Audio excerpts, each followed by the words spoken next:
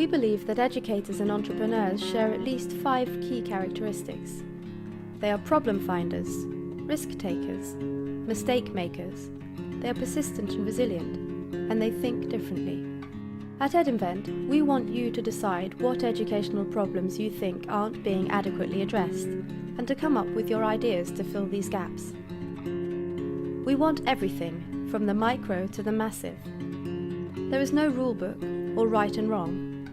You can think, say, and propose any idea, so long as it's legal, ethical, and respects the rights of educators and students.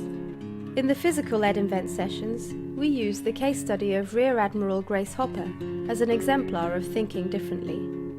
We give everyone a 30cm piece of wire, the same tool Hopper invented to explain what a nanosecond is, and why it was important in her work with computers. Hopper is an example of an individual who made a huge impact by thinking differently. Not only did she defy the gender and professional barriers of the 20th century, she bridged the worlds of education and technology in a way that has probably never been equalled.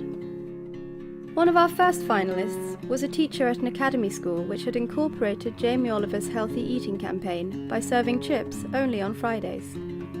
The unintended consequence of this was significant bullying and misbehaviour in the canteen every Friday. Detentions and traditional sanctions weren't working and took up a huge amount of staff time. His idea was to use their new online behaviour management system to capture not just incidents of misbehaviour, but also positive behaviour and educational activities. Rather than simply giving students virtual recognition of their behaviour, this would allow those with positive outcomes to receive a real reward: access to a priority queue for chips on Fridays. It really showed the judges this teacher's innovative thinking about solving a problem that linked EdTech with the reality of what was happening in a school. Another example of different thinking was Alfred Dilly Knox, Chief Cryptographer at the Government Code and Cipher School.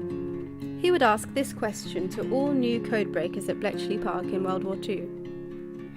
Which way do the hands on a clock go round? When they answered clockwise, he would say, not if you're inside the clock. We want you to think about what themes and issues you think are important for you as an educator. While some may seem unimportant to the average person, it is your personal experiences which may give you the insights for a great idea. At EdInvent sessions, we ask everyone to come up with at least 2 ideas. When there are at least 30 ideas, participants vote for the ideas they like. For virtual EdInvent, we suggest you come up with at least 2 ideas and get some feedback from colleagues and friends. Think differently and believe in your ideas, no matter how weird and wonderful.